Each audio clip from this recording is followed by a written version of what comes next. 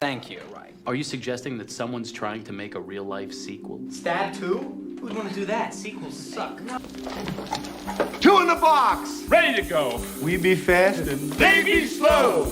Wow! A second Super Saiyan?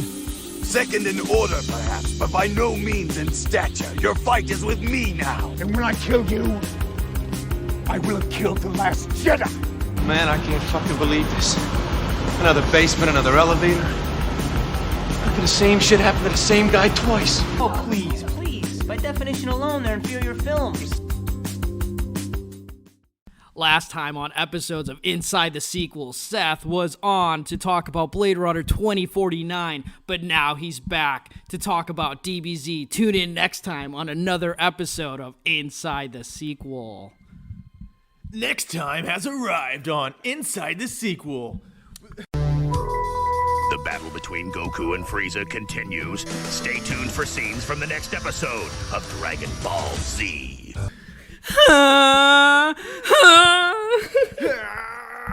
What's gonna happen next? Your calculations. Did they predict that Goku would be a Super Saiyan? Super Saiyan?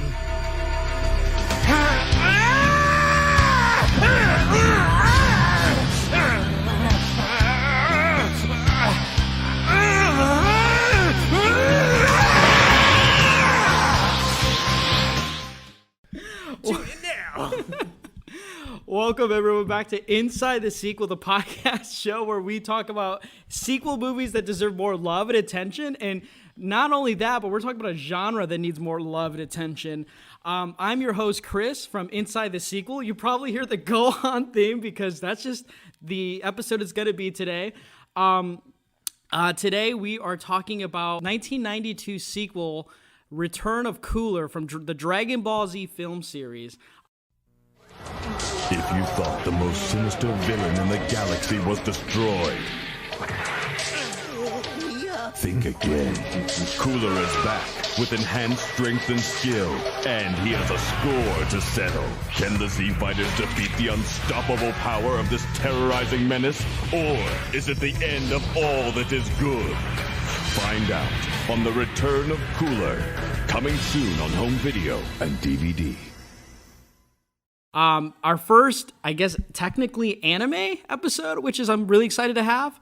And with me today to tackle this enormous challenge, because when we talk about anime, we can't just talk about DBZ. We got to pay respects to a lot of other things. I have the anime expert, whose name's not Nick. I would say he's more of an expert than me, but thank you. But we have returning guests from the hit Blade Runner 2049 episode. We have Seth Garrett. SSG, thank you very much. A.K.A. Money to the Baby. Money to the baby. Actually, we all know Super Saiyan's better than God form. Controversy, let's hear it. Well, we have Seth back on again because we're talking about Return of Cooler. Now, Return of Cooler is a 1992 anime film that's the sequel to the 1991 hit DBZ film called Cooler's Revenge. We will get into what all of that means, but to have Seth on here means a lot because, well, Seth, I don't know if you knew this, but the Blade Runner 2049 up to this day is still the most downloaded episode of Inside the Sequel, which means you're kind of a big deal. I am. In size, stature, and clout. Do I get some form of clout for this? I'm still looking for it. Where's that card? And then now he's going to be talking about anime, so we know the internet's going to be set on fire. But before we get started, Seth, on talking about DBZ, most people know about you because we last talked about it on the Blade Runner episode, but let's talk about anime. What were some anime shows that you grew up watching? I kind of want to... I never get a chance to talk about this on this show unless we probably talk about Pokemon 2000, which will probably be at some point.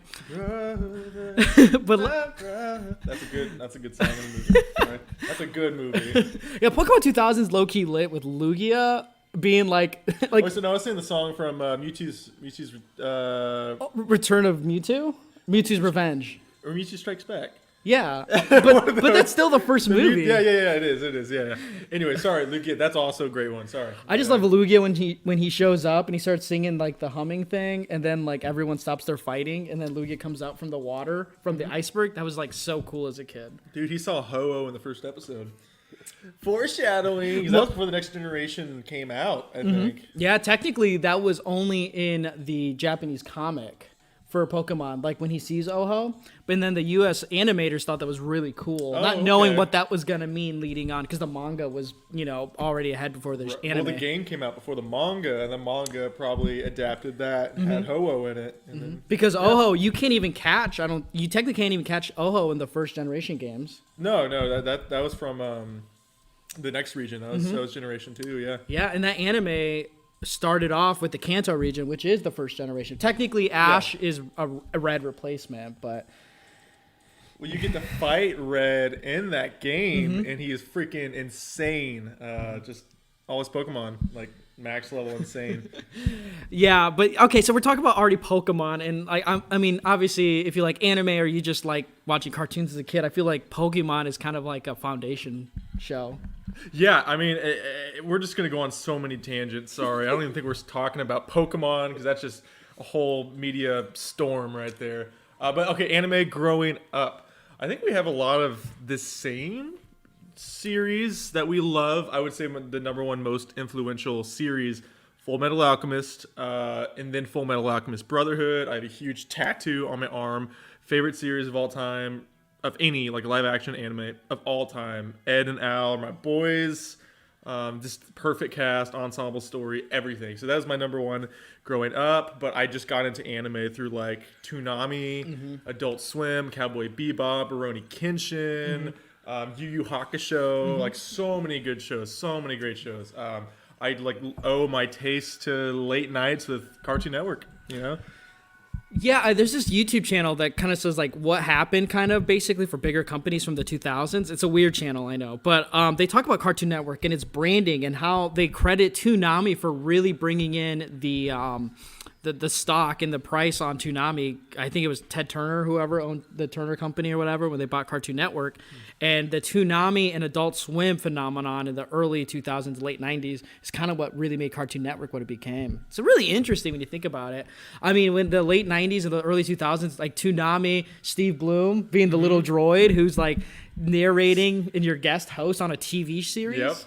Yep. Like even Toonami had its own like running Iconic series. voice. It had a storyline. Do you remember the final episode? Yeah, he dies. He turns into a white Toonami, right? It was crazy. We assumed he died. Obviously, he came back because they rebooted Toonami.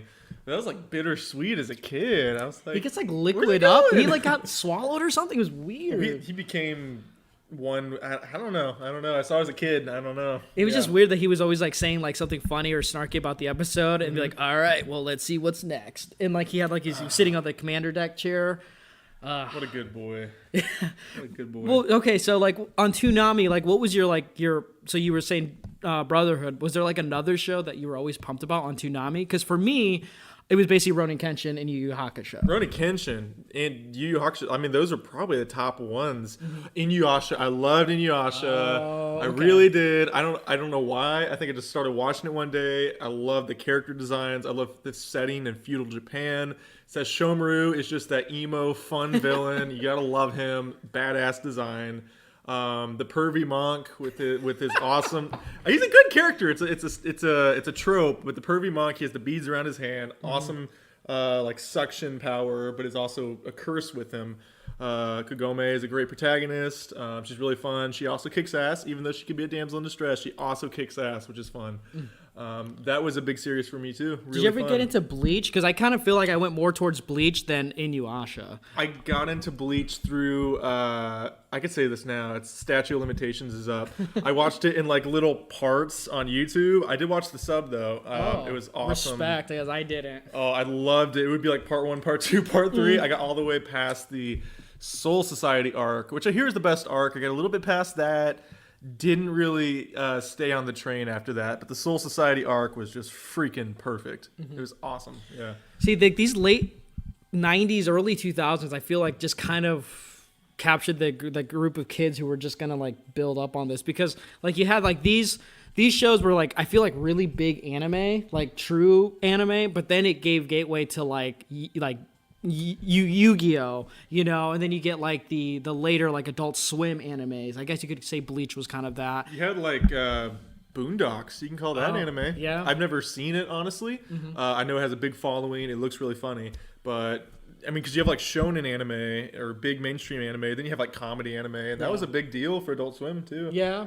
And then One Piece was kind of like the movement for like more comedy anime because, I mean, Luffy D. Monkey is basically a Monkey D. Luffy. Monkey D. Luffy. That was on 4Kids when I watched it. It was a terrible dub. Okay, yeah. What's the thing with anime and 4K though? Like 4Kids TV and like anime. What was the thing with that? Because growing up, because we're gonna talk about Dragon Ball, or Dragon Ball Z. I started off watching Dragon Ball Z on Toonami, but then like once we didn't have cable, I was watching Kai the rest of the time. I have never really tried Kai. I watched the entire original series. It does have a lot of filler. I mean, it's by modern standards a really slow series. As a kid, I just ate it up. I would get like the little DVDs from like Dollar General or the VHS tapes. Actually, at the time, they had them in little blue bins, and I'd pop them in and watch them just nonstop. There's an episode where Goku gets his driver's license. Like, it's stupid, but it's fun. But when it hits. Yeah. Love the show. I think that's like one of the few episodes where like Goku's actually wearing like human clothes. He's not wearing like his training gear. Yeah, that episode. There's more than a few. There's a few movies. I think it's Super Android 17 is the one where he starts in the mall. I could be blanking on that. He starts in the mall with regular clothes on. He has like a black and orange jacket. He's got like jeans on. It's a cool outfit. If I'm right, I blurry memory. But so we're talking about some really iconic ones. Now I think anime has only gotten better with age. As a kid, it's all about the hype and you remember more of like these crazy moments. But I think as an adult, you remember like the more subtle moments. Like for me with Yu Yu Hakusho, I love the shadow tournaments with the demons. Like I think that stuff is so great. But like now as I've gotten older and revisiting the series, I just love a lot of the early episodes because I mean Yusuke is such a fascinating character, which I always thought he was a really cool. He was like a smarter Goku, I guess, in a way. Like he wasn't so dumb and always willing to fight. He was kind of smart and he had reasons for his fighting. He was kind of like almost like a Spike in a way because he's so apathetic towards himself. I would say he's more like Spike than Goku because he's kind of an ass. Like in the beginning, he's a jerk, and that's why he's such a good character because one selfless act gives him a reset on his life. And he's a good guy on the inside, but he's like this hardcore greaser type, like hooligan. Yeah. And he repents and becomes a spirit detective and becomes a really great guy. Yeah, and like the spirit world stuff is great, but I mean, just the stuff on the beginning on when he's in limbo is really, really heartfelt stuff. I would say, just because like Kurobara and him were not really friends. They were actually rivals. But Kurobara, after he sees Yusuke die, kind of feels bad for him and like how he treated him. I mean, he does his best to help the people he left behind, and I that's why I really like Kurobara. I just think he's like one of the ultimate anime bros. So we're talking about Dragon Ball Z though today. Where did that even begin with you? Sorry. Where did it began? I was young, like maybe kindergarten, like first grade. I just saw it on TV and I fell in love with it. It was my favorite show. I would like draw pictures of it, do little stencils, talk about it all day at school. I got all the trading cards. I went to freaking tournaments for it. Loved those cards, and just stuck with it. I watched all of Z, all of GT, most of Super. I wasn't as big of a fan of Super. I'm actually not a big fan of Super. I do actually like parts of GT. It's got flaws for sure, but Super Saiyan 4 kicks ass. I would take that over Super Saiyan God or Ultra Instinct in my opinion. But yeah, I mean, I'm still a fan of the series. I'm still a fan of the characters. I bought all the video games and never missed a single one. Yeah, I guess past the present. I don't know. Yeah, Dragon Ball Z is one of those few animes, at least I've always felt, like, you remember how it goes, but, like, you see an episode, you have to sit and, like, watch the episode. Just because it's going to give you something of entertainment. Because, like, yeah, the Dragon Ball Z came out in 96. Now, it's technically the second series of the whole story arc because Dragon Ball was technically the first, but the American audiences, that came out in the late 80s, didn't it? I think Dragon Ball, but it didn't come to America until much later. I wouldn't even say late 80s. I think it came out maybe early. The manga did. It came out a while ago. It was a parody of Journey to the West, or Journey to the East, Journey to the West.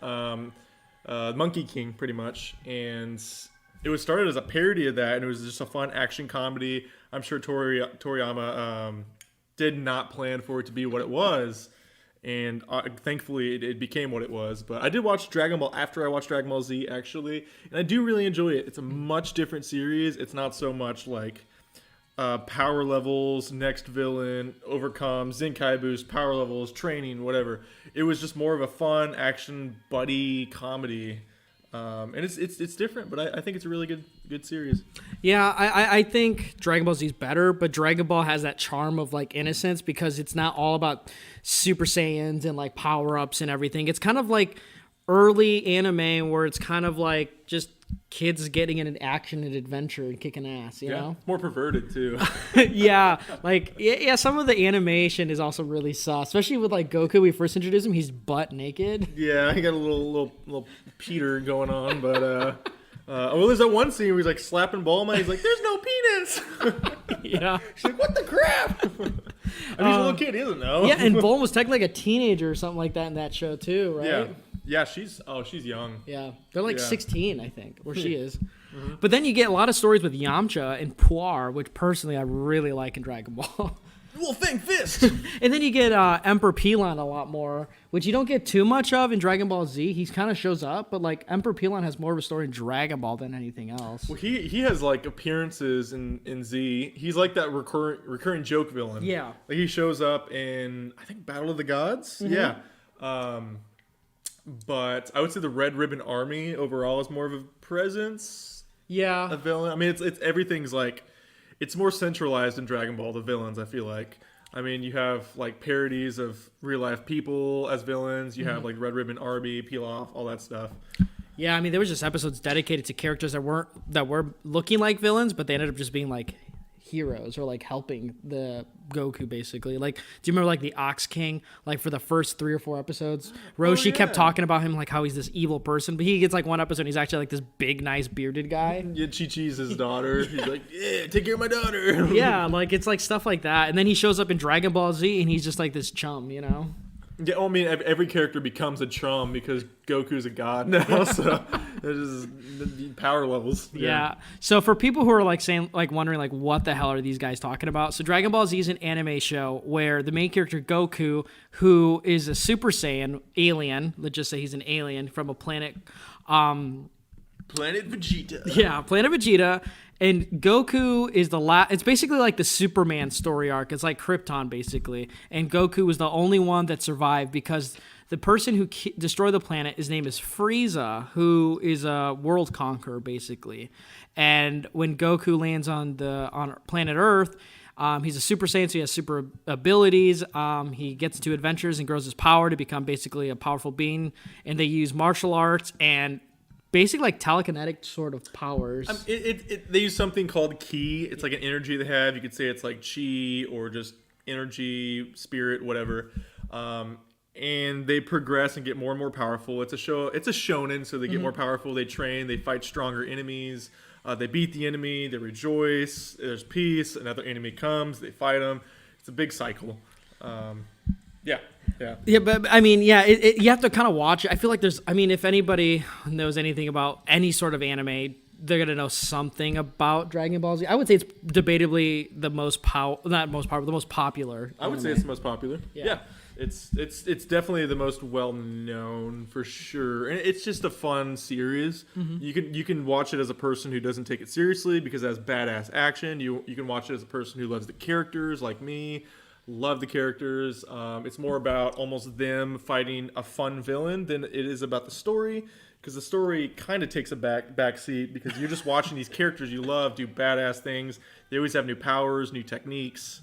new villains. Yeah, I've always felt like the show is like kind of narrative about Goku and like these intro characters who are going to be like your main characters throughout the entire series, and then it's just a story of arcs, and then in between arcs are like training and filler. And then it's more arcs. And these arcs are basically central, like focused episodes on like a certain villain and then training to defeat that villain is basically what the show is about. It's really great. It's fun. It's entertaining. And honestly, for its time, Seth and I were gloating about it. We were watching Return of Cooler. The animation style for its time is just so beautiful. The score is perfect as well for its time because it's kind of like new metal, kind of, but with like action set pieces. But like it also has like really fun anime music too.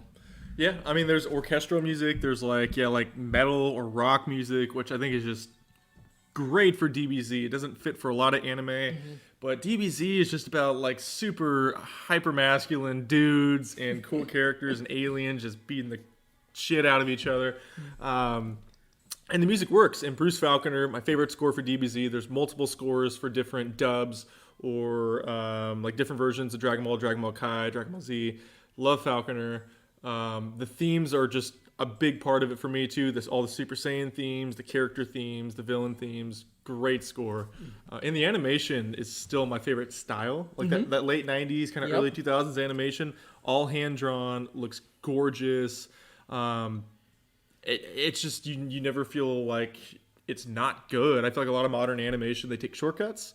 And they still did with the Dragon Ball series, but it's all just hand-drawn. There's something special about that. What's your favorite anime right now, though? Right now, I'm going through Haikyuu. I really like Haikyuu. Wow, that's what he has to first mention. No. Well, you said right now, so I'm thinking of what's going on. Hunter x Hunter is my favorite series that's not complete. Because my favorite series is Brotherhood, but Hunter x Hunter is just on this incredible hiatus. I love it, though. It's by the same creator as Yu Yu Hakusho. I mean, it's just a perfect series in my opinion. Gon kind of looks like a mini Yusuke in a way, though. He does, yeah, but he's a way different character. Different character. Yeah. It's the fact that his innocence is who he is, and then when you progress through the series, he loses some of that innocence, and it's a really, really, really great arc for him. Dang, but Attack on Titan's just sitting in the corner wondering why is he such a joke to you right now. Oh, no, sorry.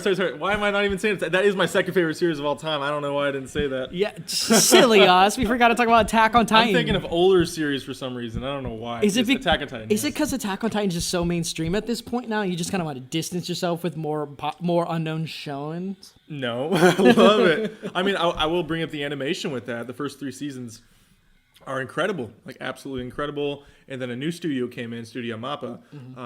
Still a good studio. I think they just had horrible time constraints. I think they just, it was not an easy task to adapt this arc of the story. But the story is still incredible. Yep, and that's the thing with anime now. It's fine.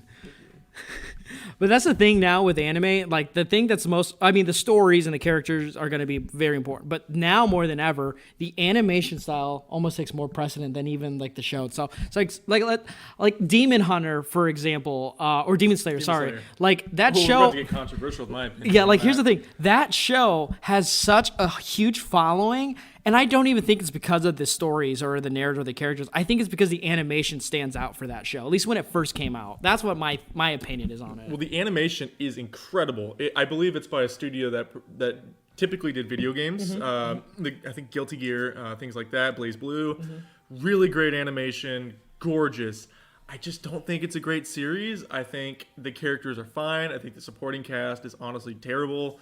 The protagonist, and Nezuko, his sister, I do like them as characters, but I feel like nothing is earned in that series. He always pulls a power out of his ass to win a battle, doesn't have this progression, doesn't have this curve of him like working for it, in my opinion. I think after he finished his training, destroyed that boulder, I think the show went downhill. Controversial opinion, I know, but that's just me. Yeah, but that's the thing with the anime, and that's why I think going back to some of these older animes, I feel like now more than ever, aside from, a lot of animes are on breaks right now. Like I think Code Geass is about to work on another season, I think now. And I think JoJo, are they still going on right now? JoJo's still going. Code Geass, I think technically finished, but they're doing something else with it. Okay. I watched Lelouch for a while, got pretty far on it. I didn't finish it. I need to go back and finish it. But Yeah, they're doing something else with like Evangelion. It's finished, but they're still doing. That's stuff. a good comparison there. And shout out Neon Genesis real quick though, because that's a show that I've been watching when I get the chance, and man, it's really good. But it seems like a lot of these anime shows that are coming back from taking breaks. Attack on Titan you can include on there. The animation is becoming more of a criticism, but I also see a large reemergence of people going back and visiting those early 2000s, kind of like those mid 2000s. Like Naruto was the first one to kind of get a revisit, and that's why Naruto is. I think Naruto is bigger now than it used to be when it first came out because people are going back and watching it. It's kind of like the Avatar, the Last Airbender thing, where people loved it when it came out, but like now they're revisiting it, and it's way more popular. That's a good point because I actually watched a lot of Naruto growing up. I totally forgot to mention it. I loved it. Played all the video games as well. The original series I did love, and then you have the transition to Shippuden. Great series as well. Perfect follow-up. It's kind of almost a Dragon Ball Z to Naruto. It's just great. It's great. Boruto, obviously, it's a big controversy. I've seen a decent amount of it. I've just watched like YouTube videos. I've read the story. I've dived into the characters. It's not Naruto. I would almost call it like a slice of life sequel that does have more like homages to the past. It does have badass fight scenes. The animation's still great. I'll give it that. But the problem is it's a show that's stuck in the past. But if you just want to see characters you like, it's fine. I wouldn't say it's Shippuden or anything like that.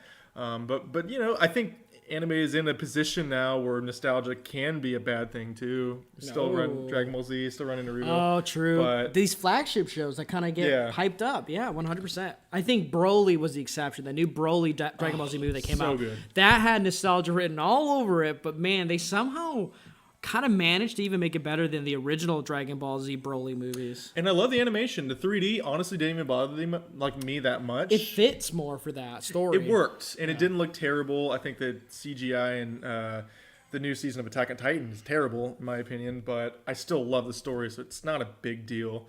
But Broly looks great. They had a different lead animation director on the movie than the series, so it does look different. I've heard rumors they might continue that style. I would love it. I don't know if they are. But Broly's great. Yeah, I'm not a big fan of Super, but the movie is really, really good. It's like the My Hero movies. They're kind of fun. They're we haven't even talked about My Hero. My Hero's great. It's in the middle for me. I really like it. I really appreciate it. I love it. I wouldn't say I wouldn't love it as much as DBZ or Hunter x Hunter, Yu Yu Hakusho, but it's a really good series.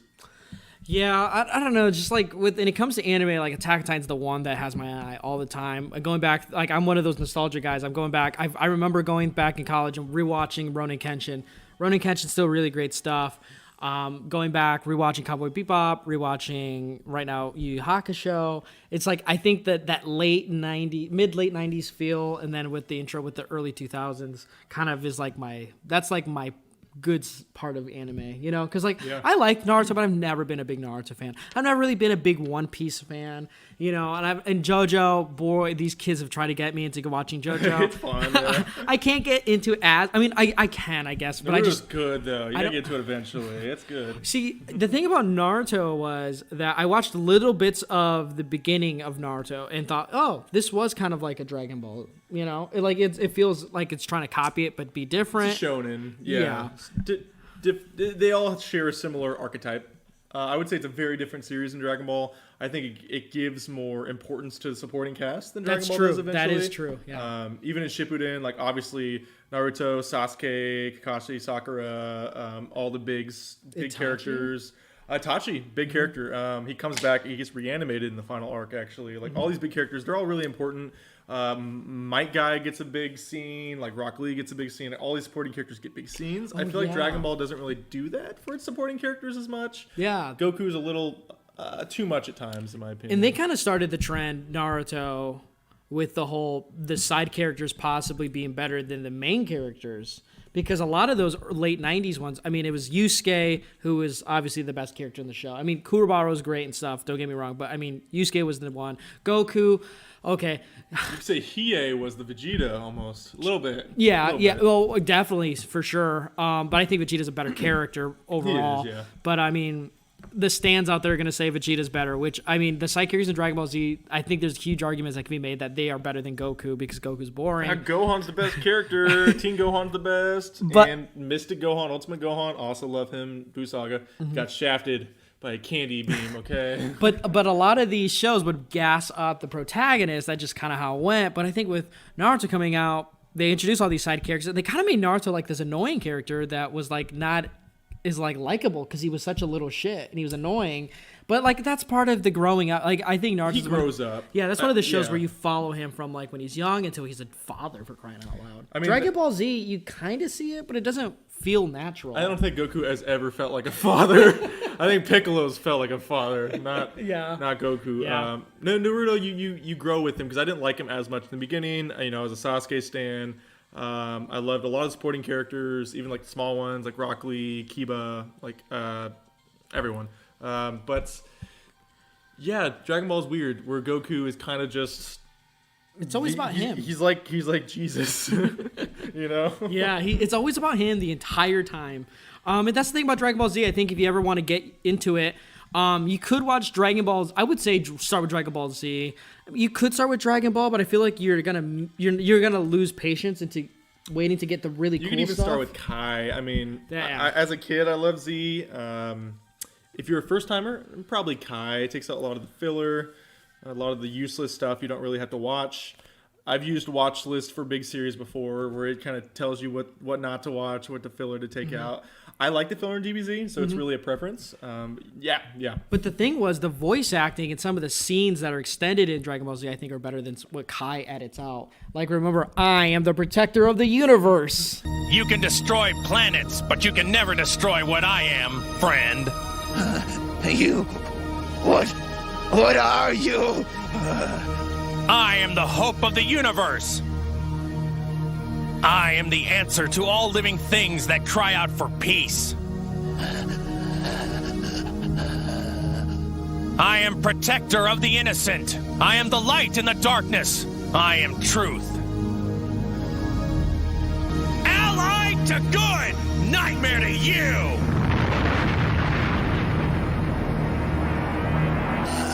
How will Frieza be able to stand up to Goku now that the legendary power of the Super Saiyan has awakened within him?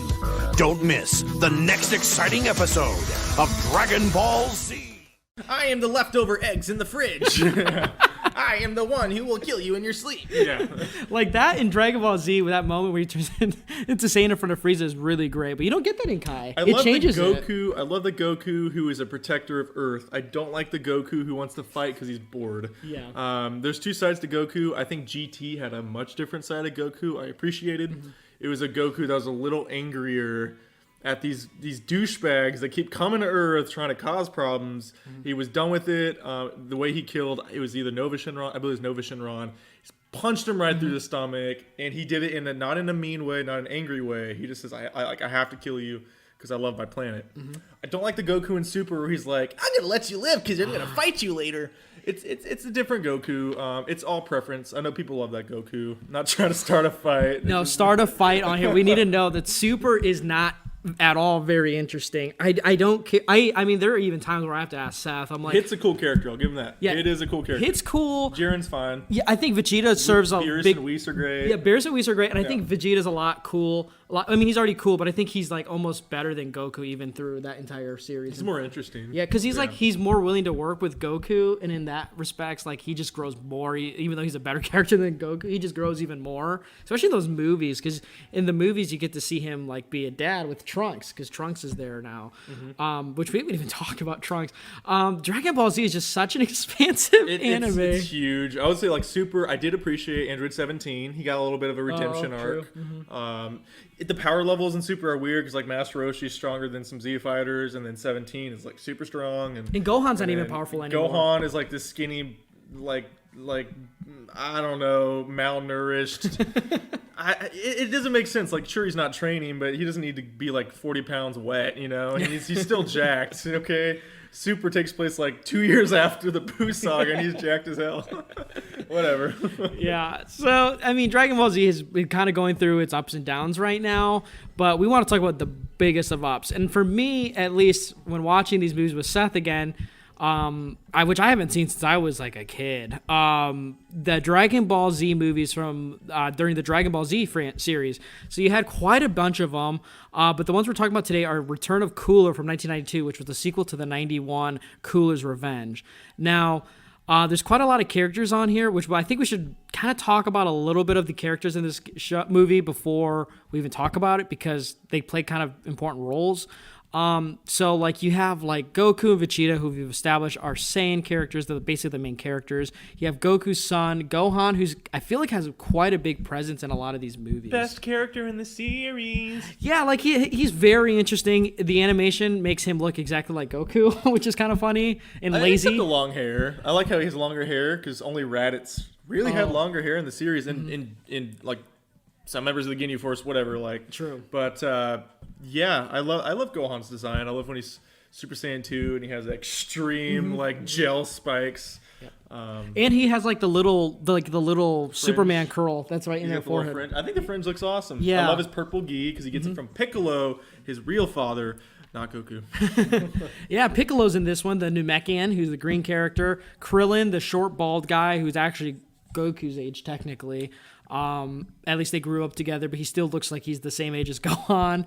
Master Roshi, the old pervert. Oolong, the transformation pig. The main villain, Cooler, who we'll talk about in a second. Yorobi, who is the fat samurai, and Mr. Popo. Pecking order. So Yorobi and I feel like Mr. Popo kind of get like the comedy in Oolong. Well, Oolong's kind of always been a comedy bit character, but Yorobi and Mr. Popo kind of get a backseat in a lot of these movies. But I think it's because, like Yorobi kind of helped Goku train to defeat Vegeta in the show. He cut off his tail. Yeah. Like he kind of served a big purpose in the show. Mr. Popo, he's with King Kai all the time. And he's helps take care of the watchtower or the big old tower in the sky. Yeah. He's not really an important character anymore, but no, he's not. He's Mr. Popo. He's Mr. Popo. For the OGs, you'll know who he is. Yeah. But yeah, he definitely is not aged well in terms of the race sense, for sure.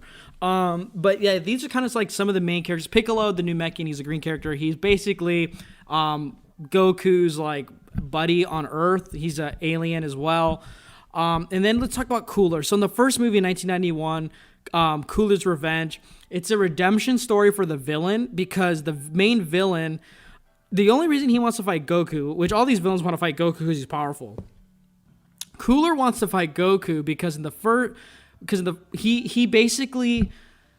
he has a brother named Frieza. I'm trying to make sense of this all because it sounds confusing if you don't watch the show. But everyone's names are puns, by the way. Okay, so Freezer, Cooler, like Frieza, Cooler. Their dad's name is King Cold. Yeah. So basically, Goku and Vegeta are this really powerful warrior race, and Frieza's alien race. He had an army that he wanted to destroy them because the Super Saiyans, what they're called, would be able to kill Frieza and his race, basically. So he destroys them all on their planet. He enslaves them. Goku and Vegeta escape. But Cooler was with Frieza before Frieza destroyed the planet Saiyan planet, and he let Goku live. He saw Goku's escape pod and he let it go by. He didn't care. He said it was Frieza's problem or something like that. Anyway, years and years later, Goku grows up and kills Frieza when Frieza tries to destroy Namek. And which is my favorite personal arc, but it's also like probably the most basic because everyone knows who Frieza in the Namek series is. It's a great arc. Yeah, I mean you see Super Saiyan for the first time, which turns her hair yellow, which is awesome. But now in the movie in 91, Cooler comes to get revenge for Frieza's death because he has this family honor, and Cooler is way more stronger than Frieza, and we thought up to this point Frieza was like the most powerful villain at the time. Yes, I mean technically these movies are not canon by any means, but they're really fun. They're really cool. He is more powerful than him. You don't have to go through the entire arc of the Frieza saga, the Namekian saga, so you don't see all the transformations Frieza goes through. But Cooler, in my opinion, has a more badass design, I think. I wouldn't say he's as good of a character as Frieza, but he's like a pre-Cell kind of. He's like a Frieza Part 2, in a way. His personality is he's like... the Frieza family is like snobby British people that are really, really freaking strong. So he's just like, you killed my British brother. Listen to me.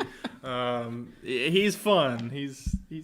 He's cooler than Frieza. Yeah, that's the thing. He's the older brother, and he has respect for Goku for killing his brother, but he has to like get revenge on it. And they basically this whole movie, aside from the different Dragon Ball Z movies, it's more of an action-packed movie. And the thing is, these all have self-containing stories because they're non-canon, but they have recurring characters from the shows that you kind of like.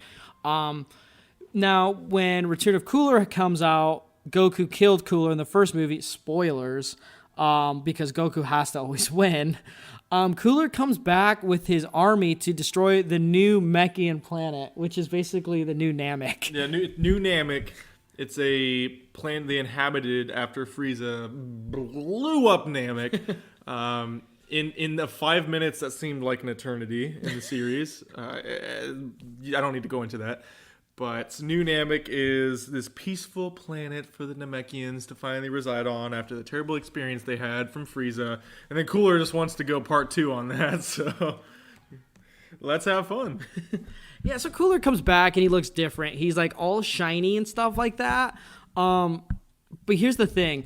When Goku fights him, he notices something different because Cooler brings like this whole kind of like starship that latches onto the planet and like enslaves the Namekians, which seems to be a plot with them all the time. Big Getty Star. It's kind of a dumb name. The Big Getty Star. But he has like these like droids with him. They look like super battle droids. I'm not gonna lie. They look like the droids from it's from a GT video game on Game Boy Advance. They look a lot like those droids. And in Legacy of Goku, was also a Game Boy game I played, or Game Boy Advance game. It's amazing. They had droids like that too. I don't even know if they were canon at the time, but they look like the similar droids as enemies. They kind of even look kind of like the robots in the Studio Ghibli movie Castle in the Sky. Do you remember like those brown, like long, or like, a little bit? They kind of look like that, but silver because those were brown wooden robots. Yeah, I know what you're talking about. Yeah, they kind of look like that. And Cooler comes back and he's all shiny and he's totally cocky this time around. In the first one he was very much more like respectable with Goku because he knew how powerful Goku was. But in this one he's just a lot more like, I'm more powerful than you. You're not gonna be able to defeat me. And Goku has such a hard time, which is kind of nice to see that Goku's struggling, and it's not in like the good way, because usually when Goku struggles and fights, he kind of enjoys it. And you see that a lot with the newer series. But in this time, he realizes that Cooler is back, but because he basically died in the first movie, he's back and he's improved. His body is basically animatronic in a way. It's kind of like a symbiotic kind of relationship body he has. Yeah, so he is basically fused with the Big Getty Star. So he's almost like a messenger, or he is a part of it. His mind is the hive mind of this planet, pretty much. So every time one of his limbs falls off, he grows it back because the Big Getty Star has the material and the power to regenerate him because he's connected to the planet. So Goku will punch one of his arms off. It regenerates mechanically. It is a cool concept because you see Goku just trying and trying. He gets his ass handed to him. And then something happens right before he potentially dies from Cooler because he thinks he's going to win. He thinks he destroyed him. No, he comes back, chokes Goku. He's got him in a chokehold. He's about to die. Then, boom, one of the best characters comes in, Vegeta. We finally get Vegeta in the movie. We're like halfway through. That's when the really great dynamic starts with Vegeta and Goku. It's both of them turn Super Saiyan, and they just get to kick Cooler's ass. Mm-hmm. That's the thing. We get that iconic moment where Cooler goes, "There's two Super Saiyans," because he didn't see Vegeta in the first movie. It was just Goku and Gohan, I believe, and Piccolo. And this time he finally finds Vegeta, and that's the thing about Cooler and like Frieza is they always underestimate Vegeta. That's always been the Saiyans thing. in general. Yeah, like they want to kill him because basically they have a vendetta against that race because that race is really powerful, and they kind of call him like what is the derogative terms and stuff like Monkeys. that. Yeah, They're very racist towards Saiyans. They hate the Saiyans because they enslave them. As they enslave a lot of races, they destroy a lot of planets, enslave a lot of races. But the Saiyans were a warrior race, so they went on missions and destroyed planets already, so they weren't exactly good people, but they were powerful people. They weren't as powerful as Frieza, but they eventually did rebel against him, so there was a rebellion against Frieza, and that's kind of why he hates Saiyans, because they had the gall, the confidence to oppose him, and Frieza has insane pride, and he's insanely cocky, so he sees this as like, well, you challenge me, yeah. Yeah, so the Saiyans and the legendary Super Saiyan has always been a threat. He knows the legend of it. If one eventually becomes a Super Saiyan, they could challenge Frieza directly, and that's what happens. Mm-hmm. Yeah, and the thing is, he always wants to work with Vegeta because Vegeta was at one of the other survivors of the planet, and he's also the Saiyan Prince. So he's technically a royalty, but Goku is more powerful than him, which becomes the grope and whining of Dragon Ball Z in general. Yeah, it's always a back and forth. Goku Vegeta. I preferred it when it was more of an ensemble. Gohan was an important character. Even like the side Z fighters could be like fun. Like Piccolo always had his place. Tien even had his place in Cell Saga. Yeah. He was able to assist. But currently it's definitely Goku and Vegeta. They are the most powerful.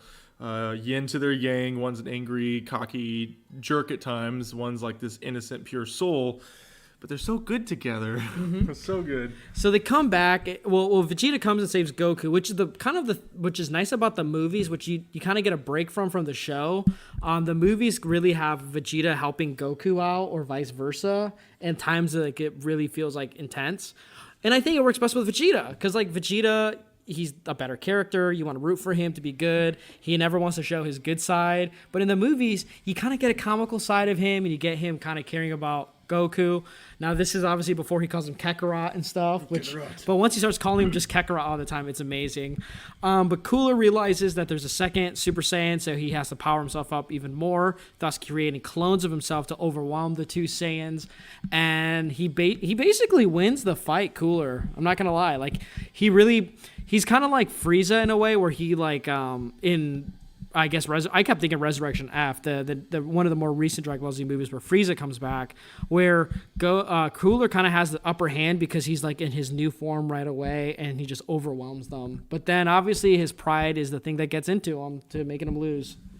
Oh, we're gonna go right into the ending. Yeah, because I want to talk about more than just the movie. Okay. At this point. So the ending, Goku and Vegeta are captured, which is actually not something you see very often in the series at all.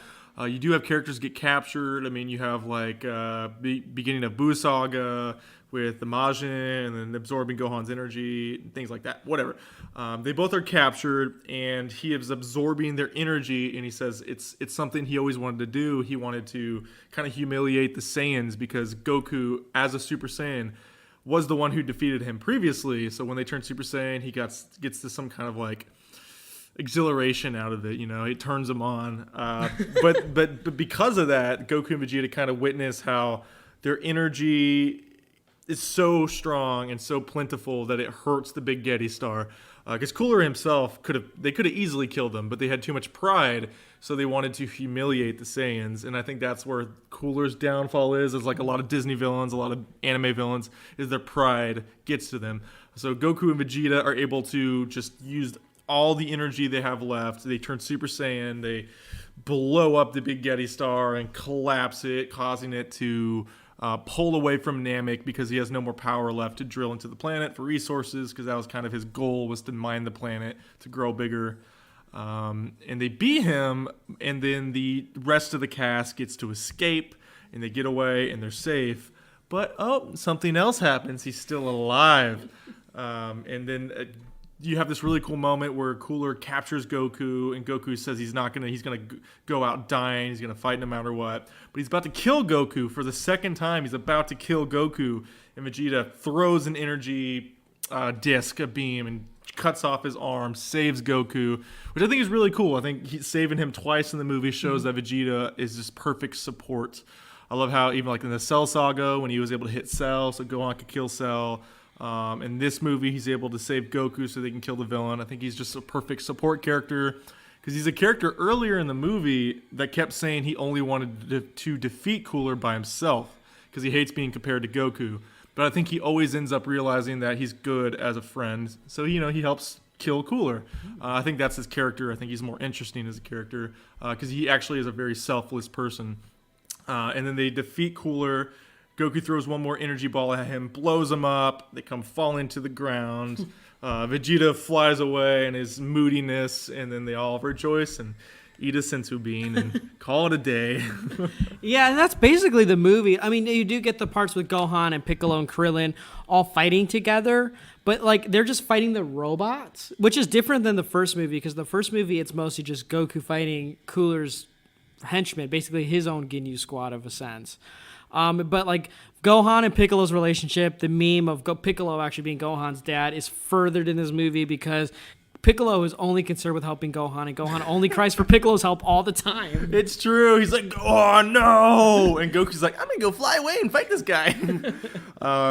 No, Piccolo is literally Gohan's dad. Gohan in the Cell Saga asked Piccolo for his clothes so he could be like his protege. He could be a successor to him. Not Goku's, Piccolo's, which I think is a really cool dynamic because, Toriyama recognizes like Piccolo took him under his wing because Goku maybe isn't as capable to raise someone as because he's a fighter at heart. He's a Saiyan. I mean, that's what they are. You don't even get me started on Vegeta and Trunks because that's a whole different story.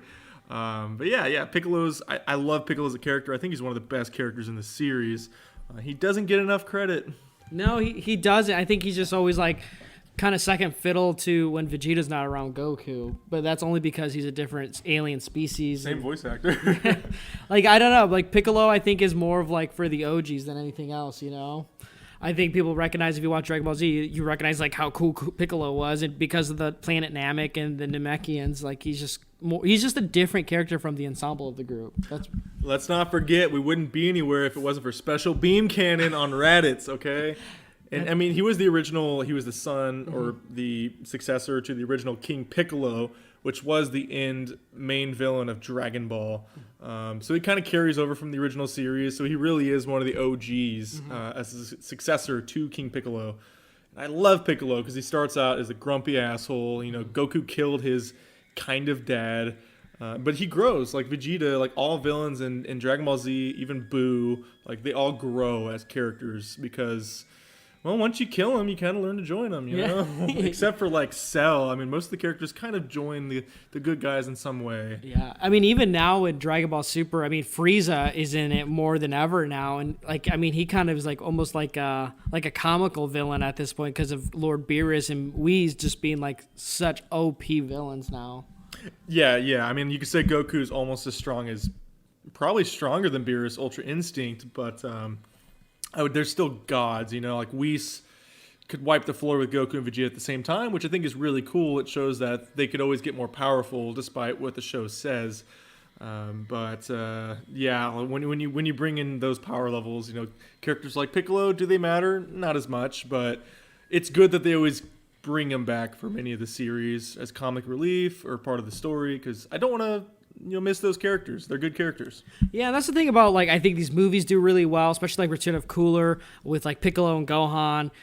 You get into things like Wrath of the Dragon. A lot of these movies, what they do is, and that's kind of the whole thing about Dragon Ball Z, is, you kind of latch on to certain characters, and they all kind of get their own respects, and they get their own hype moments, and, it's a little bit of everything for everyone. So, if, for example, for, me, Yamcha, I really kind of latched onto. He's more of a comical character, but there are times where that Wolfang Fist kind of comes in clutch, and, of course, Poir, he's in love with with Yamcha, so that's always fun to see. If you like Tien, watch the Cell series. You get some love with him there. Yo, Chiatsu. You missing on my boy Chiatsu.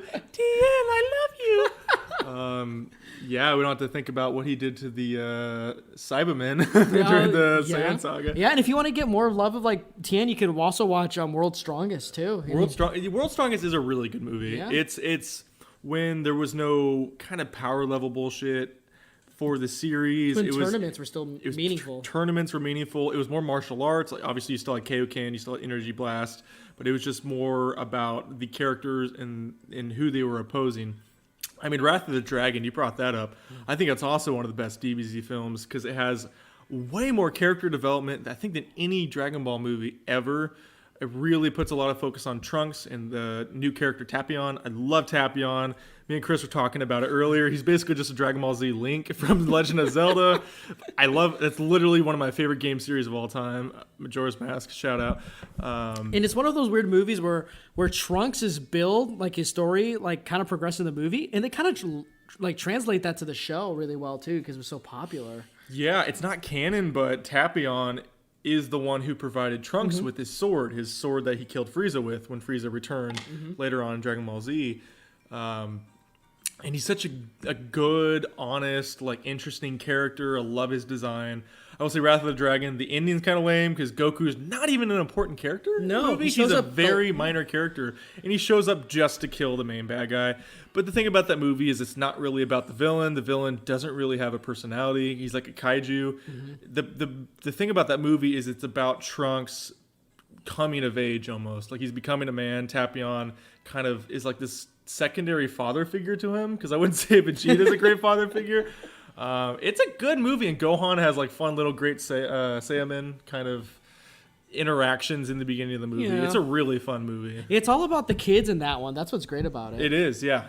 Goten's funny too. Yeah. Goten's in it. The second son to Goku. Gohan, he's in it with his wife or his girlfriend Videl. Yeah. And they're kind of having their own kind of like, not marital because they're not married yet, but they're kind of relationship stuff. Well, they're in high school still. Yeah. It's about him trying to have a double life as a superhero and a high schooler. And I wish we got more of that, honestly. I know a lot of people hate it. I think Saiyaman's just really funny. As far as like Gohan, because Gohan's kind of goofy. He's a nerdy guy. Like he's not a badass like Vegeta or Goku. He's this really nerdy, really powerful, emotionally maybe stunted kid. And I love him as a character. And he's just trying to be a hero like his dad, so he becomes a superhero. I think it's humorous. I think it's fun. And we get to see kind of that side of him in this movie. And it becomes less important. The movie becomes less about Gohan. But it's a cool like way to open the story, I think. Yeah, like I said, these DBZ movies, they're just a lot of fun. They're self-containing stories where the only kind of background you need is like the understanding of who the characters are. You don't even have to follow the timeline of a lot of these movies unless a certain character, like obviously you have to watch the Frieza saga, which is very early Dragon Ball Z, to understand who Cooler is. But I mean, other than that, most other things are pretty much self-contained stories. And even with Cooler, all you have to understand with Cooler's Revenge, Return of Cooler, is that his brother got killed by Goku because he was trying to be basically a space Hitler. Yeah, and you can even say Goku didn't kill him because Frieza kind of killed himself. True. And then obviously he came back after King Cold found him, and then Trunks killed him, so you could say Trunks is the one that killed him. Which is another thing I thought interesting about the series is Goku, I don't think kills anybody canonically, except for like one small character later on in one of the later sagas, but the series is always about him fighting to the end and trying to come to an understanding because he doesn't want to kill anybody. I think, he doesn't really kill anybody, and a lot of them become heroes or like kind of side supporting characters. It's interesting for sure. Yeah, and that's the thing with like anime. Like you gotta have. I mean, I'm not saying you have to watch anime, but you should really give it a chance. I think if you can get past maybe the subbing, which I think is not a problem at all. I think the whole argument of subs versus dubs is always interesting because I'm not a purist, and I know Seth isn't a purist either. Because Dragon Ball Z has to be watched as a dub. I mean, the sub is good, but I think the dub is 100% better. I just love the voice actors. Yeah, I wouldn't say like there's a lot of subs that are better than dubs, 100%, like a lot of subs. But there are some definitive dubs. I would say Full Metal Alchemist is a definitive dub. It's just all the voices are perfect, absolutely perfect. Dragon Ball Z, I think, is a definitive dub. Some people prefer the sub. I think Goku's voice in the dub is just who I see as Goku, and Chris Sabat as Vegeta is who I see as Vegeta. In the sub, I don't know, I couldn't get past kind of a female voicing Goku for some reason. It just didn't click with me. Not that she doesn't have a good performance. She's great. It just doesn't click with me as a character. It's kind of weird.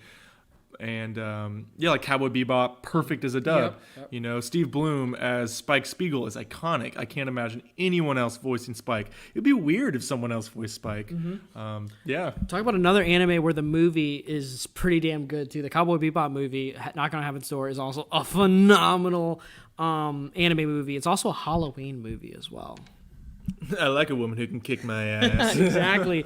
And that's the thing about anime movies. I feel like if they aren't Studio Ghibli, or if there aren't something like Akira or Ghost in the Shell, I don't think people give a lot of anime movies a chance. Well, you have prestige films like Your Name, which I will say Your Name is a masterpiece. Yeah, Hoda with his anime films lately. Shinkai. Hosoda, he did like Boy and the Beast, Wolf Children. I love him as well, like amazing. Shinkai did not a sequel, but he did another film in the same universe as Your Name in a way, because it has connected characters. Kind of more Easter eggs, called Weathering with You, and that, I think, in my opinion, is also a masterpiece. I mean, we could get into the rabbit hole of anime films and other series I've seen. I mean, the director of Cowboy Bebop, I would say Bebop's not even my favorite series by him. I would say maybe Terror in Resonance. Like, he's done a lot of great series. Samurai Champloo, he also did that. Just a genius, an absolute genius. But I won't go down that rabbit hole. Yeah, it's just like I think the goal of this episode, not only was it just to nerd out with Seth about talking about Dragon Ball Z and different animes, but I think it's to, like, I don't know, my live stream I recently did on Hertastic Reviews. I'm never one to shy away from talking about movies that I think as a kid were important and I think they still hold up today. Anime movies, like anime shows, are definitely things like I still stick with and like I still champion. But like I think, you know, watching Studio Ghibli is really cool, and it's very, I think, important to watch those movies. But I feel like a lot of those other movies maybe don't get as much of a love from audiences that say like they love anime movies. And I'm not saying like they're not watching them because they think they're better than them. I just think they're not aware of them. I'd say Ghibli in Miyazaki is a genius. I mean, he's just a genius. They're very mainstream. I mean, Disney did dubs of them. They've proliferated throughout the industry. I think they're on HBO Max. You can watch them all. But they're very mainstream films. Like, there's merchandising in Walmart or Hot Topic, and a lot of people know about them, and they're great. But there's a lot of films that go underlooked almost because of that. I feel like it's a good gateway anime into. And Miyazaki would hate calling them anime because he hates the term anime, but that's a different story. But they're a good gateway anime into other films, like I said, like Shinkai or Hosoda or whatever. Like Millennium Actress, Perfect Blue, Tokyo Godfathers, all those films. Ghost in the Shell, like so many prestige stuff. It's just a good gateway to get into this amazing medium because you have like adult stuff, you have kids stuff, you have every genre you can think of. It's a medium. I wouldn't say it's not a genre. It's a medium that has genres. So I guess what I'm saying is watch anime because it's incredible. Yeah, seriously. And I think if you want to find some solid action-packed anime movies, you can't go wrong with Return of Cooler and Cooler's Revenge, the first one in 1991. I think, I don't know, there's just something about them. They're hugely action-packed. The stories are pretty self-containing, and they're very quick films. Like they're about an hour or so long, but man, they fly by. The thing about the DBZ movies is I think they're like 60, 70 minutes. They're very short as far as theatrical runtimes go, but it works. I think DBZ is just about bringing these characters together we really like, giving them something to oppose, and just watching what happens. Because like half the fights in this movie is like Krillin getting his ass kicked and making jokes, Master Roshi like getting his ass kicked making a joke, freaking all these Oolong. He's the guy who wished for a pair of panties from from Shinron. It's all these characters we know are gonna get their ass handed to them having fun. They're really funny because I laughed a bunch at this film. And then you have these like secondary characters like Piccolo, Gohan, Krillin. They are succeeding with what they're doing, but they're also kind of having that opposition, getting their ass kicked, but it's really fun to watch it. And then you have the lead characters, Goku and Vegeta, who are facing the main struggle of the movie, which if they lose, everyone loses. If they win, everyone wins. So it's fun watching all these characters do what they do, because you know Kid Gohan's not going to kill Cooler, but you still want to watch to see what happens, Yeah, and that's what it's great about these movies. The shows, I feel like you have to get episodes and episodes to progress not only the arc, but just to get to certain characters, I don't think that's more relevant. Like, I would even say, like, Cell Saga, Frieza Saga for sure, too. Future Trunks, though, one of the best characters. That's the problem with early DBZ. You got to get to Trunks. You got to get the hyperbolic time chamber, Cell Saga, Teen Gohan, like all these characters developing into who they're going to be. Because Kid Trunks and Goten are fun, but it's like the android arc of like Future Gohan, Future Trunks, all this emotional weight. Like there's so much to find in DBZ, and the Frieza Saga is freaking incredible. It's just it does get better. Until the Boo Saga, probably. I think jumps the shark a little bit, but it's such a great series and it's hundreds of episodes. Like, it's great. Yeah, I think if you want to get the most consumption for Dragon Ball Z, you'll probably have to watch Dragon Ball Z Kai. They're pretty easy to watch, and they kind of like organize them from each series and saga, which is kind of nice. But okay, so Seth, what did you think of Return of Cooler? I mean, because we both watched Cooler's Revenge. What did you think of Return of Cooler? I mean, there's no DBZ film I honestly hate. I don't think there's one I hate or dislike. I think they're all really fun. They all have really great characters. I would say Return of Cooler is like a mid-tier DBZ movie for me. It has a villain I really think is fun. I think his design is great. It's not a Wrath of the Dragon where you have great character development. It's not a Fusion Reborn where you get to see this like different otherworldly designs and it's kind of psychedelic and you get a cool new fusion with Gogeta. Like, it doesn't have any of these big things to it, but it's just a bunch of characters we like. It's them fighting against like this well animated opposition. Goku and Vegeta have a wonderful dynamic. It has a wonderful ending with Vegeta's character.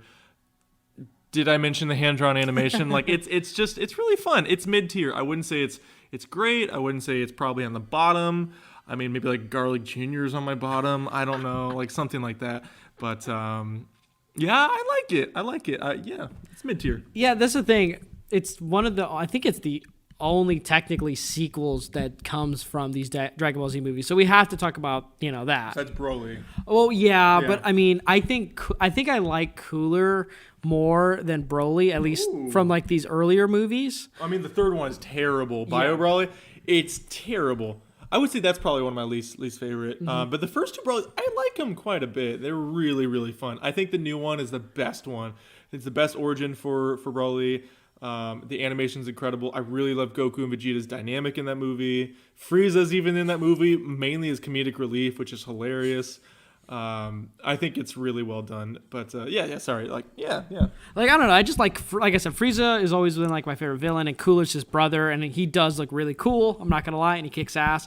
So like getting more of him a year later in the next movie, it kind of takes place a little bit time right after it, so it's like you're right back in the action, and I think that's kind of what this movie fits. It's right back into the action. Yeah. The narrative isn't strong because it doesn't need to be, but like the action set pieces are really cool. It's quick, it's intense because it's like these two want to meet and fight again.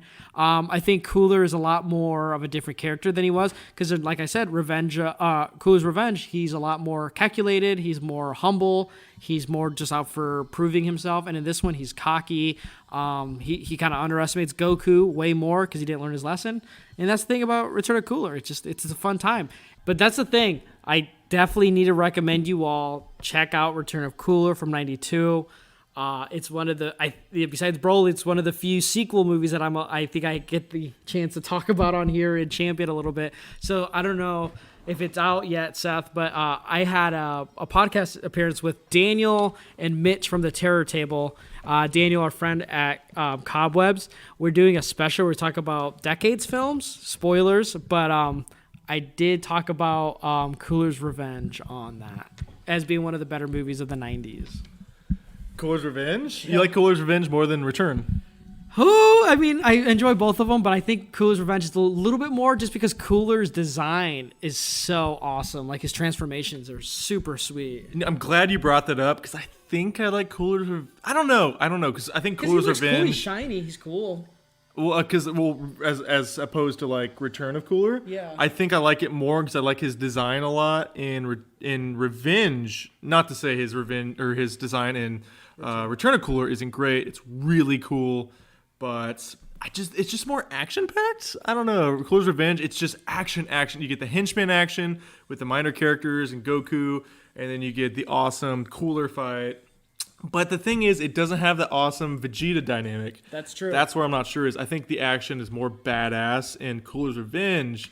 But I just love Vegeta in Return of Cooler. So it's hard for me. I love Vegeta so much. Yeah, and the ending to Cooler's Revenge isn't that great. I mean, Cooler basically realizes he underestimated Goku, dies by his own. Beats him. Yeah. Throws him into the sun or a star or something. And that's it. But in this one, I mean, you get that kind of that one special moment with Goku that kind of sets the tone for the anime when it continues on after. But yeah, that's just my 2 cents with the Dragon Ball Z movies. There's so many you could check out.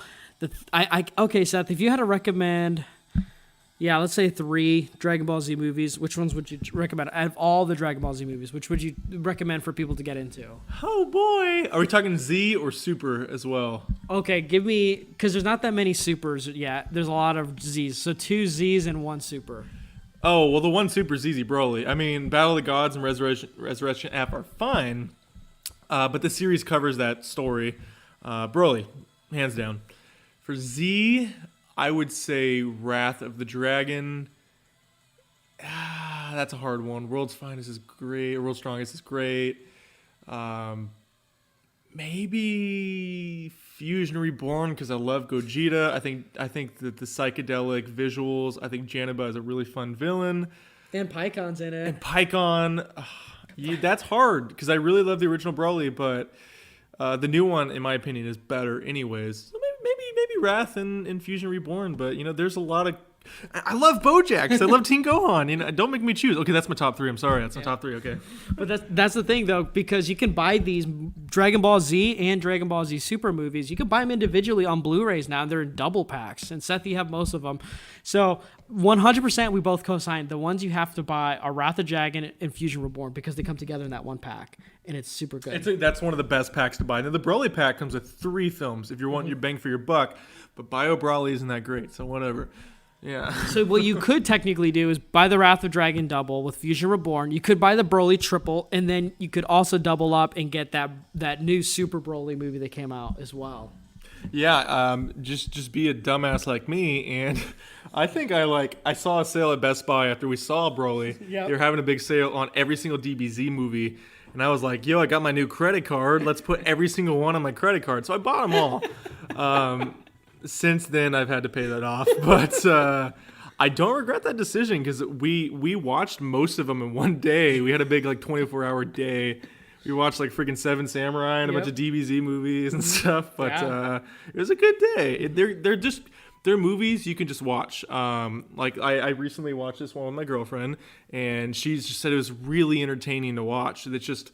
You don't really have to know the characters, like you said. You can just watch it. You can have fun because the dialogue is really funny and fun. The characters are kind of universal in a way.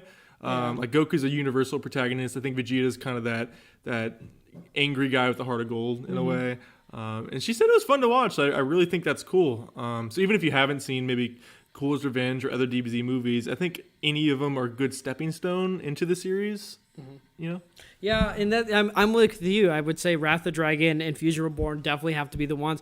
A Super Bowler is amazing, and a guilty pleasure of mine is kind of Battle of the Gods, but I also recognize it's not that interesting. The only reason I like it is because Beerus did Gohan dirty, but I would say the fight with Beerus is really badass. It's cool. You get introduced to Beerus, and Beerus I think is his most entertaining in that one because he's funny, but he's also not a pushover. In Resurrection F, he just shows up the whole time and doesn't do anything. Resurrection F is not a good Dragon Ball Z movie, which for what it was hyped up to be, it was one of the bigger disappointment of Dragon Ball Z movies. I just don't like the arc. I just don't like that arc at all. I think Frieza is a fantastic villain. I just don't think I understand it was necessary to bring him back because he is the one that helps defeat Jiren later on in Super. Spoiler alert. I don't know. I feel like we kind of rehashed that with Trunks when Frieza came back with King Cold. Resurrection F, and it's fine. You get Gold Frieza. You know, he has that power level enhancement because he decided to train for like an hour or whatever. It is what it is.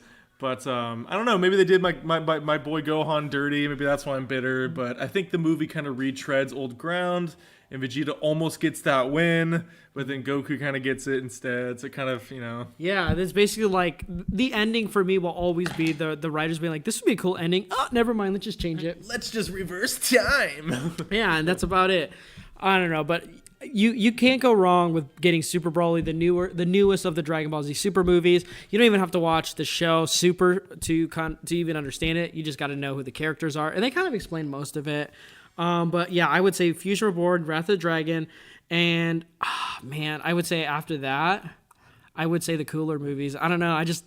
I'm a sucker for Frieza, but I think Cooler is even better. I don't know. I'm just such a sucker for him. But yes, World's Strongest is definitely sweet, and I would also say, I don't know. I kind of want to rewatch Lord Slug because I remember having a good time with that one. Okay. Let me just say I didn't really take this into account because it's a much shorter Dragon Ball Z movie, but the Future Trunks movie, the story of history of Trunks. Oh, yeah. Okay, maybe that's the best one, hands down. This boy loves Trunks. I do love Trunks. Well, I love Gohan and Trunks. They're my two. They're my top three characters: Gohan, Vegeta, Trunks. Future Trunks, not Kid Trunks. Future Trunks, much different character. It's so emotional. Seeing Gohan lose that fight with the androids, his missing arm, the weight it puts on Trunks. It feels like I'm watching Goku turn Super Saiyan for the first time again, because he turned Super Saiyan when he sees his best friend in the world, Krillin, die by the hands of Frieza. I love the history of Trunks because he gets to see his mentor, like a father figure, die by the hands of the androids, and it's brutal. The action in that is brutal. I think the action in most DBZ movies is fun. This one, you see limbs break, you see blood. The animation is much darker. It's raining. Like, it's so good. But it is a much shorter film. I would say say that's why maybe I didn't consider it. But that's good. Bardock, he's a good film. Yeah. You get to see kind of him go against Frieza. It's more more uncanon than, you know, anything else, but it's fun. I would say it's not one of my top three, but it's one I just thought about. History of Trunks, y'all. Yeah, dude, there's probably listeners right now who are like, I've been waiting for this moment to come out and just talk about DBZ and show my standing of the anime love. But yeah, these are some of our recommendations. This was an excuse to talk about anime movies and anime shows that we could recommend. But yeah, if you know any anime movies that we haven't talked about that you absolutely adore, I know there's quite a few. There's there's some blind spots on my list that I've been meaning to watch. A couple of them being I want to watch Perfect Blue, Tokyo Godfather's definitely one out there. And honestly, Seth's gonna call me crazy. I still haven't even seen Wolf Children yet. Oh man, that movie is so good. Everything by that director is good. I saw Mirai at a local repertory theater, and I thought that was fantastic. It's a very slice of life, almost fantastical tale. But Wolf Children, dude, it'll make you cry. It's so good, so good. It's very fantastical. It has werewolves almost, and it's about this young lady falling in love with a werewolf, and he passes away, and her children, as a single mom, she has to take care of human wolf hybrids, and it's more funny than you expect, but there's a big emotional weight to it. It's very dramatic, and yeah, Boy and the Beast too. Same director, fantastic. Yeah, fantastic. Boy and the Beast. The Girl Who Leapt Through Time is another good one. That one I think is more of a popcorn movie, but the thing is, it takes so long. The runtime for it is a little too long, but it is a very enjoyable, kind of like a teen romance movie. I don't know. We have you on here, Seth. We're talking about anime movies, dude. Let's just give something for the people who are going to be groaning when you say this. What are your top 3 Studio Ghibli films? Okay. Do they have to be in order? just 3 Studio Ghibli movies that you defend. Okay. The trend right now is 3 movies that live in your head rent free. I guess is the quote. What are those Ghibli movies? Okay, I'm gonna say my top 3 in no particular order. It might be. I do want to defend Castle in the Sky. It's not in the top 3, but I think that is pure. There's always action. a defense for that movie. It's pure action adventure comedy, and I love the protagonist. Okay, I love him. Is it James Vanderbeek, right? Yeah, James Vanderbeek, and Mark Hamill. as the villain. That's why I think people defend it more. No, it's good though. It's just action comedy. It's not a great story. It's not as There's not much depth to it like Spirited Away or Howl's Moving Castle. It's just fun. But besides that, top 3. Princess Mononoke. It's the most adult film by Miyazaki, but it's so deep. It has environmentalism commentary. It shows how perspective is very important because there's no antagonist, there's no protagonist necessarily. And the most violent one. Most violent by far. There's a lot of blood, a lot of decapitations. Yep. But it's the humans aren't good or bad. The forest creatures or the spirit aren't good or bad. It's a very great movie. About morality, environmentalism, awesome. Spirited Away, duh. I mean, it's a classic. Beautiful visuals, beautiful setting. Love the protagonist. Supporting cast is all very interesting. I mean, there's nothing really bad to say about Spirited Away. It's kind of a tale that meanders in the best way possible because you go from kind of new plot point, and then you get this whole story in your head after you meet all the characters, and then it kicks into gear, and it's just about a young girl wanting to go back to her old life even though she hated it. She's growing to find out that she kind of loves what she had, which her parents, they were turned into pigs, you know, she's trying to save them, which is a terrifying sequence, I'm not gonna lie. It's kind of scary. Like, the visuals are scary, but I would say it's still a kids movie. I think kids should watch this. I think they should be attuned to foreign animation like that. But I mean, Spirited Away, it's a classic. And then Howl's Moving Castle, I would say that's my other. I love Howl's. Debatably, it's also one of my favorite Ghibli films. Yeah, Howl's good. He's a cool character too. Yeah. I mean, I did watch the dubs. Christian Bale voiced him. But Christian Bale's amazing. Yeah, and Billy Crystal is the flame. Yeah, Billy Crystal's great. I mean, once again, the supporting cast is great. Animation, like, there's nothing bad you can say about most of these films. It's weird to put a top 3 because they're all so good. My Neighbor Totoro is pure childhood bliss. Like, it's not my top 3. I know it's going to be in Chris's top 3. Kiki's Delivery Service. Yeah, there's another one of my top 3. That's the thing is, I could substitute that for Howl's Moving Castle as my top 3. It is also a perfect movie. I watched it. I will say about Kiki, I watched it, I think, last year. That was my second time watching the movie, and I grew such an appreciation for it because the first time I watched it, I didn't really connect with it as a kid. That movie is for adults. Now, when I say adults, I don't mean like, weird content. I mean, it is about a young girl who is burnt out with her career. She doesn't know if she even wants to do it anymore, so she loses faith in herself. If adults don't relate to that, then you're some trust fund kid who is pissed off about the GameStop stuff. Buy those GameStop stocks. Buy low, sell high. Seriously, like, it's such a good movie, and I think Miyazaki, when he worked on that film, was just probably burnt out and wanted to express himself. And the way he writes young females, honestly, is really, really great. You wouldn't expect that from an older, like, Japanese man, but like young females, it's universal. I think what he approaches isn't necessarily reserved for one gender, or maybe it is, but like it's these universal themes that everyone connects to, and I think that's why he's such a great director. It's weird, like with Miyazaki, like most of his protagonists are female. They are. But I still connect with them universally too. And, dudes, get in touch with your feminine side if these Ghibli films tell you anything. Emotions are not bad. His protagonists are very strong people. That's right. So let's see. Seth said Howl's Moving Castle, Spirited Away, and Princess Mononoke. Obviously, I'm going to have to say Totoro because that's one of the early ones I watched, and I still am in love with that. That is pure, like, kid fantasy. And just like the wholesomeness of like, having like fantasies in your backyard and thinking you've seen different things. And then like also like, there's some real serious things as a kid you kind of take notice of in that movie. Obviously their mom is not doing well, but they try to repress it by, being escaped into a Bridge of Terabithia type of mindset. And they're the best dad ever. Isn't their dad awesome in that movie? He's great. Seriously, he's really tying things down, and he's letting him get away with murder. Obviously, Kiki's Delivery Service, I absolutely love too. That's another movie where I rewatched it for the second time after so many years, and I came around and was like, "Good God, this movie is way more smarter than I even." That's the alcohol. Than I even knew that I was. We didn't even mention it. We were drinking while we were doing this podcast. 100% always drinking on Inside the Sequel. These are facts. We didn't do shots like we did for Blade Runner, though. Didn't we do like shots or we took drinks? We did. You know what's crazy? Blade Runner 2049 probably is more high concept than DBZ, but I feel like DBZ, you have to go through a lot of like talking to get through it. Yo, this is a long storied history that started like in, it was the late 70s or 80s with the original manga. But there's a lot to decompress. That's right, dude. I mean, anime's been going on, I think, since like the 50s or 60s, technically, because you got like the Astro Boy, the Speed Racers. Dude, Speed Racer is the shit, okay? I watched that with my dad growing up. And, Speed's kind of a dick as a character, but they're fun. They're really fun. Did you ever watch Lupin? I always wanted to get into Lupin now more than ever.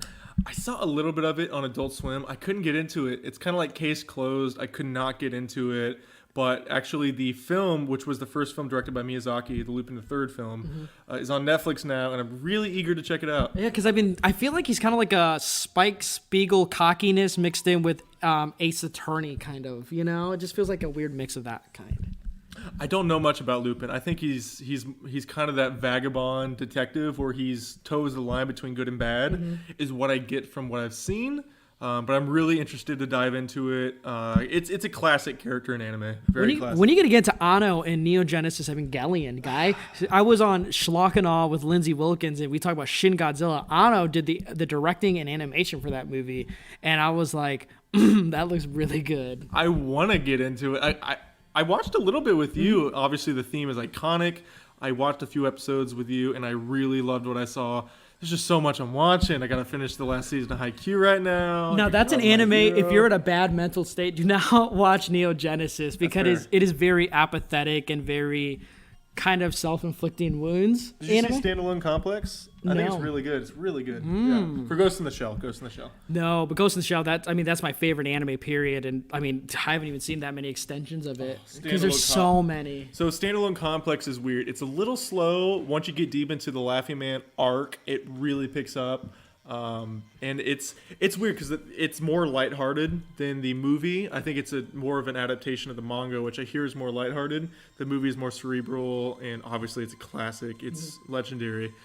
But Standalone Complex is just really fun, and you get more of a team dynamic with the central three characters, or four characters, I should say, and then the robot, whose name escapes me. But I love the robot. Bato? Yeah. Well, no, Bato's the guy. Yeah. I'm talking about the little spider robot. Oh, the spider robot. Yeah, I love the spider robot.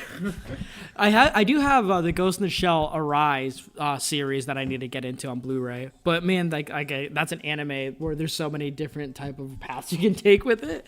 Okay, but real quick with Studio Ghibli, because I know we're just talking about anime period at this point now. You just call this an anime episode at this point. Can we really quickly talk about The Wind Rises, though? Good God, is that possibly Miyazaki's best?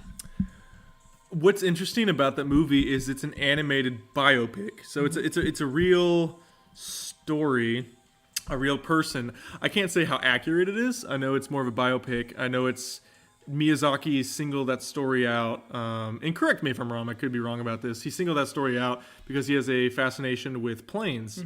Ghibli is actually, I believe, French or wind or some aeronautical term. Totally could be lying about this. But it's always a theme in all his movies. But he loves planes. Miyazaki loves planes. He loves the sky. He loves flight. That's why so many of his movies have that. Like Kiki has that. Castle in the Sky has that. Wind Rises has it. Like so many things has that. Like Howl's Moving Castle. Like everything has it.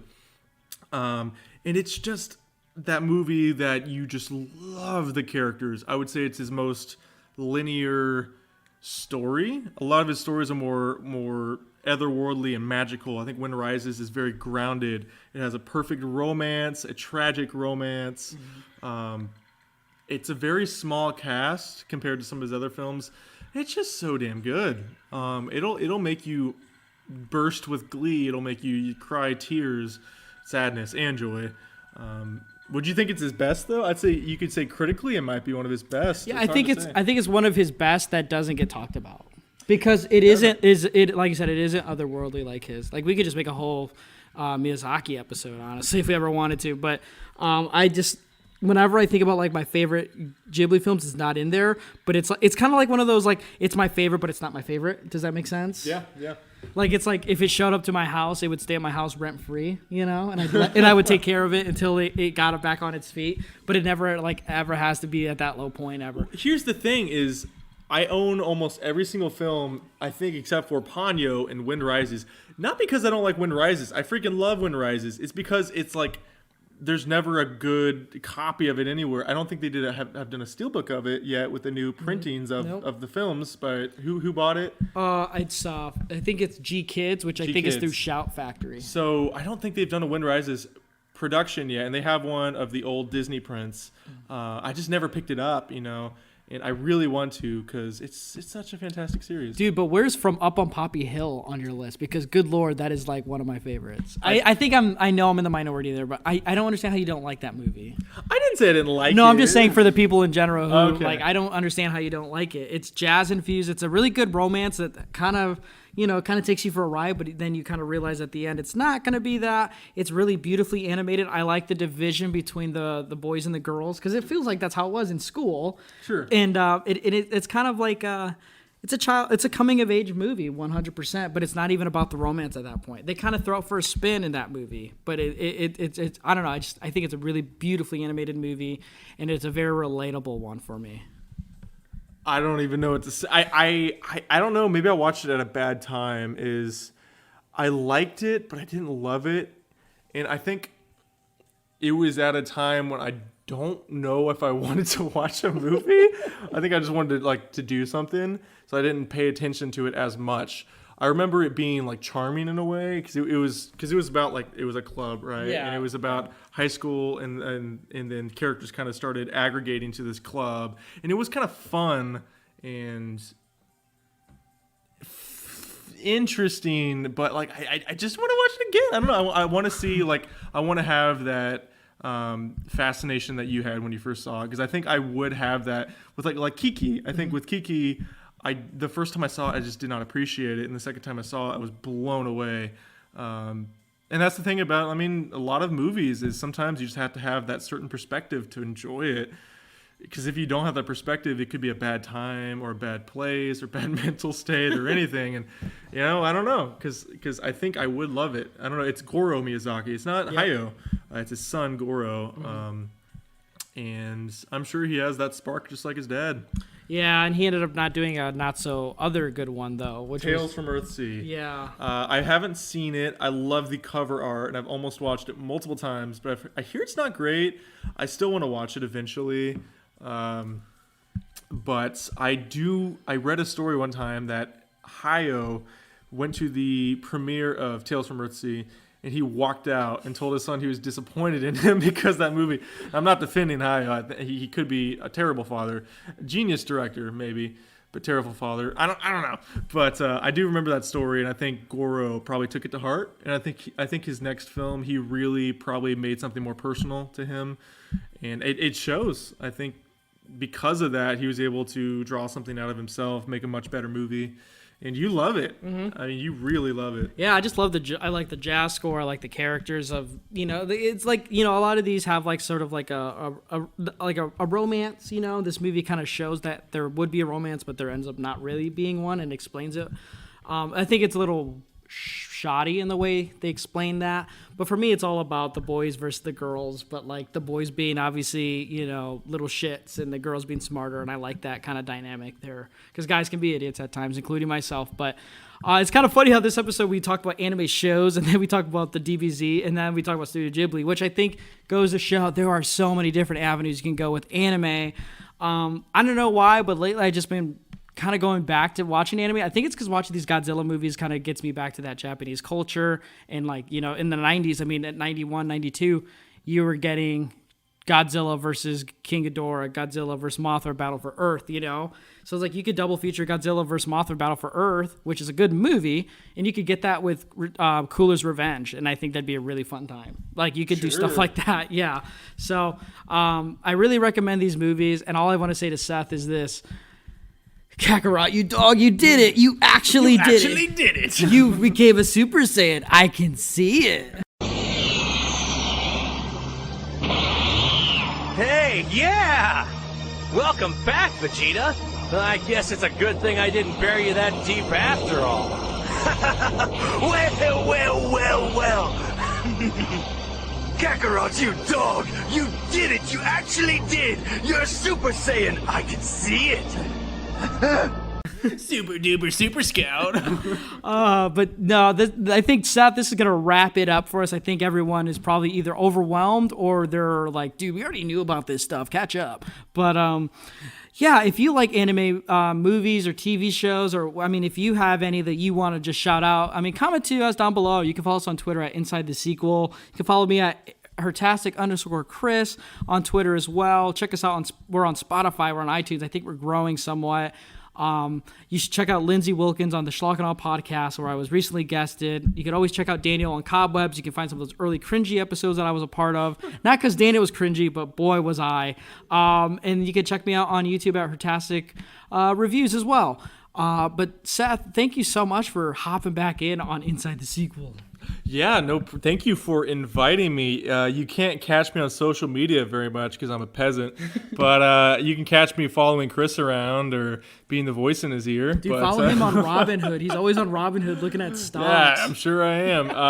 I mean, you can check out my website for my freelance career, SethAlexGarrett.com. I do weddings and stuff, but I just enjoy doing this. I think I would love to do more future episodes. I'd love the Blade Runner episode. I like talking about stuff, and if I'm wrong about it, don't tell me because I'll be sad. Because I guarantee I said something wrong during this episode, but I'm going to blame that on the vodka cherry limeade. That's true, dude. But yep, make sure if you like this video to like it, retweet it, share it with people. Like, again, Seth was on last time and it was our most downloaded. Let's see if we can break the internet with that again. We're not really breaking the internet, but we're just kind of patting ourselves on the back here. But put that on, man. I have performance issues. But Seth, thank you so much for giving this chance to talk about anime and just like the different facets of it, because good lord, I didn't know how else to tackle it if we didn't. But yeah, thank you all for listening to Inside the Sequel. My name's Chris, and remember, if you aren't watching Dragon Ball Z or giving an anime a chance, do you really care about films? Anyway, we'll see you next time.